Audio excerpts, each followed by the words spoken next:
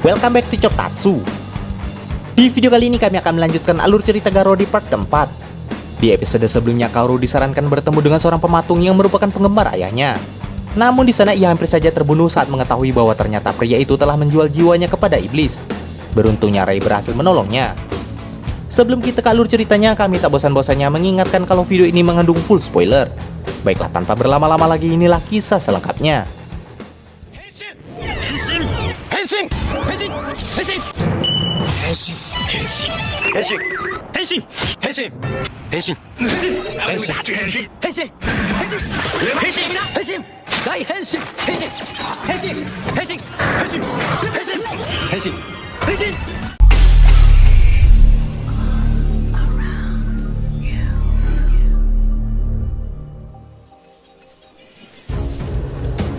Suatu ketika Koga pergi ke tempat pendeta Makai bernama Amon. Diketahui pendeta Makai adalah orang yang menciptakan benda-benda sihir seperti korek api pendeteksi horor ataupun Zaruba dan Silva. Selain itu mereka juga adalah orang yang mendukung pekerjaan Satria Makai. Dan Amon merupakan pendeta Makai teman dekat Taiga atau ayah Koga. Kedatangan Koga ke sana adalah untuk memperbaiki alat-alat sihirnya. Selain itu kebetulan saat itu malam ke-12 tahun di mana sesi Yin lenyap untuk sementara waktu, yang berarti gerbang horor tak akan terbuka untuk malam itu. Setelah memperbaiki peralatan sihir Koga, Amon menagih janji 12 tahun Taiga pada Koga, yaitu melanjutkan permainan catur batang. Karena dahulu Taiga dan Amon sempat menunda permainan itu. Diketahui permainan itu sendiri hanya bisa dimainkan oleh seorang Makai. Selain itu bagi pemain yang kalah di permainan itu maka ia harus menyerahkan 10 tahun umurnya. Di tengah permainan, Amon menceritakan bahwa ia memiliki seorang murid yang juga merupakan pendeta Makai bernama Jabi yang juga merupakan teman kecil Koga. Di samping itu, tak diduga pendeta Amon ternyata juga mengetahui bahwa Koga berencana menyelamatkan gadis yang terkena darah horor yang tak lain adalah Kaoru. Bukannya melarang atau menentangnya, namun di sini Amon mengapresiasi tujuan Koga itu. Maka dari itu Amon memberitahu Koga bahwa untuk membersihkan gadis itu dari darah horor, Koga harus menemukan buah barangkas yang ada di hutan merah tua. Selain itu Koga juga perlu ritual penyucian. Amon menyadari bahwa energi Makai telah melemah, sehingga ia menyimpulkan bahwa tak lama lagi suatu kekuatan besar akan muncul. Untuk itu pendeta Amon memperingatkan Koga untuk berhati-hati pada murid Taiga yang telah termakan kekuatan horor yang tak lain adalah Barago. Karena ia menduga Barago masih hidup dan sedang memperkuat diri dengan memakan jiwa para horor. Karena itu Koga juga harus berhati-hati dengan orang yang ia anggap teman. Hal itu tentu membuat Koga kebingungan. Saat Koga ingin mengaku kalah pada pendeta atas permainan catur itu, namun Amon memintanya menunda permainan itu sebagaimana yang Taiga lakukan dahulu padanya saat ia dahulu hampir kalah. Sementara di tempat berbeda, seorang pria kesepian menemukan seekor ikan yang dibuang di tempat pembuangan barang bekas dan ia pun lantas mengambil lalu membawanya pulang ke rumah. Karena ia merasa ikan itu memiliki hidup yang sama dengan dirinya yang tak dianggap dan terbuang oleh lingkungannya.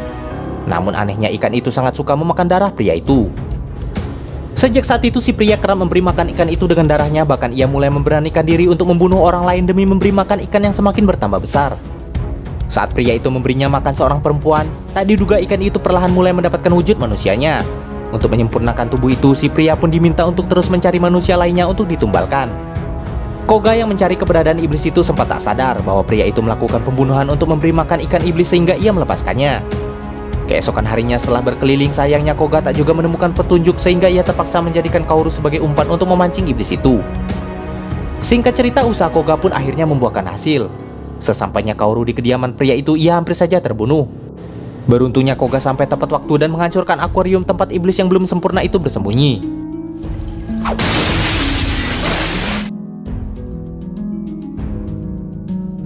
Namun sebelum Koga membunuhnya, pria itu pun berusaha melindungi tubuh iblis itu.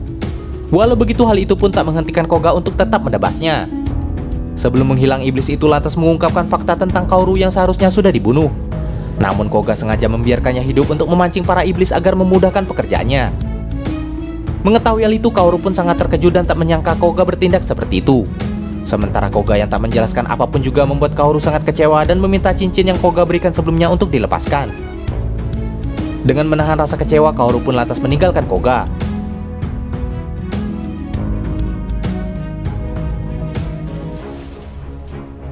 Keesokan harinya, Gonza memberitahu Koga bahwa pendeta Amon telah terbunuh. Hal itu sontak saja mengejutkannya. Sementara di markas Makai Timur, Jabi muncul dan mencuri sebuah pedang di sana, sehingga Kodama diperintahkan untuk mengejarnya dan terjadi pertarungan di antara mereka. Namun di sana akhirnya Jabi berhasil kabur dengan membawa pedang itu.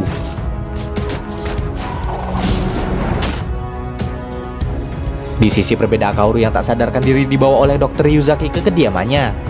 Ketika tersadar, Kaoru pun menceritakan semua yang terjadi pada pria itu.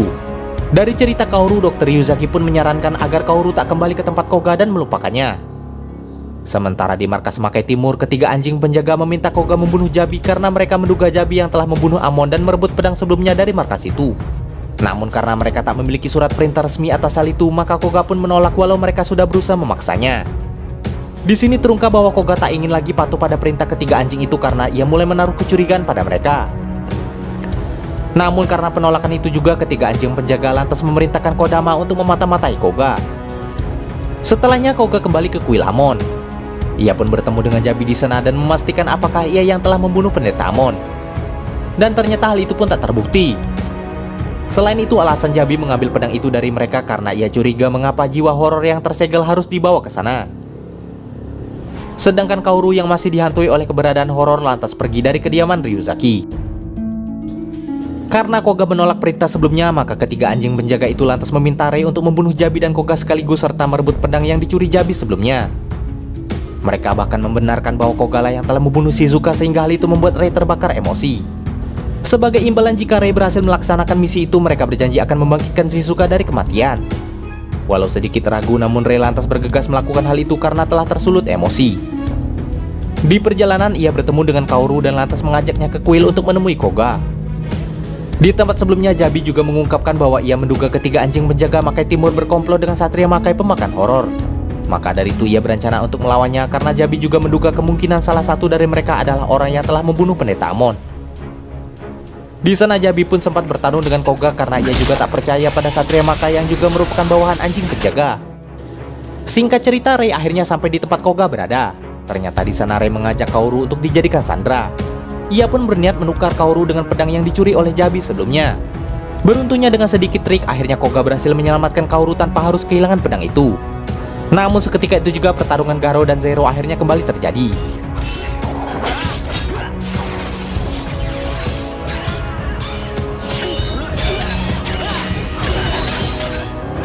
Di pertarungan itu, Zero menyerang dengan membabi buta untuk balas dendam atas kematian Shizuka. Walau sebenarnya Koga pun tak mengerti alasan Zero sangat marah padanya. Di pertarungan itu Koga sempat dibuat terdesak, namun akhirnya ia bisa mengimbangi Zero. Namun karena lengah, akhirnya Garo pun dikalahkan. Walau begitu, beruntungnya Jabi segera menolong Koga yang tak berdaya dan segera membawanya pergi dari sana. Keesokan harinya Jabi mulai mengobati Kaoru dan Koga. Sebelum Kaoru pergi, Jabi menyadarkannya bahwa yang Koga lakukan selama ini padanya berbanding terbalik dengan yang sebenarnya Kaoru pikirkan. Setelah Kaoru pergi, Gonza pun menyusul Kaoru atas permintaan Zaruba. Di sana Gonza juga berusaha menyadarkan Kaoru bahwa selama ini Koga berusaha menyucikannya dari darah horor dan berkorban nyawa untuk menemukan caranya. Sementara Koga yang baru sadar lantas meminta bantuan Jabi untuk mendapatkan buah barangkas karena Jabi merupakan satu-satunya pendeta Makai yang tersisa. Sementara Rei yang belum berhasil menjalankan misi sebelumnya kembali diperintahkan ketiga anjing penjaga untuk mencari Koga dan yang lainnya. Namun dari perintah itu Rei mulai curiga dan bertanya-tanya siapa sebenarnya ketiga anjing penjaga itu. Karena Rei dirasa tak bisa diandalkan, ketiga anjing penjaga lantas meminta Kodama untuk membantunya. Malam harinya Koga dan Jabi pun memulai ritual untuk mengirim senjata Makai terdahulu ke dunia Makai. Namun sebelum itu Kodama yang telah mengetahui rencana mereka lantas membunuh Jabi di hadapan Koga. Seketika itu juga Koga pun murka dan pertarungan mereka pun dimulai.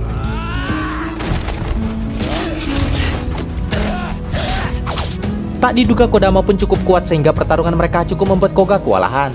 Selain itu di sana Kodama juga berusaha menggagalkan Koga mengirim senjata itu ke dunia Makai. Beruntungnya Rei sampai di sana dan mendapatkan senjata itu. Sambil bertarung Koga pun berusaha meyakinkan Rei sebagai sesama Satria Makai. Saat Rei mulai yakin dengan Koga, akhirnya ia berhasil memasukkan senjata itu ke portal di saat-saat sebelum portal tertutup. Sayangnya ternyata usaha mereka pun terlambat, sehingga perlahan iblis raksasa muncul dari tanah sebagai perwujudan dari senjata iblis sebelumnya. Seketika itu juga Koga dan Rei memanggil armor mereka dan bekerja sama menghadapi iblis raksasa itu. Namun dengan mudah keduanya dikalahkan.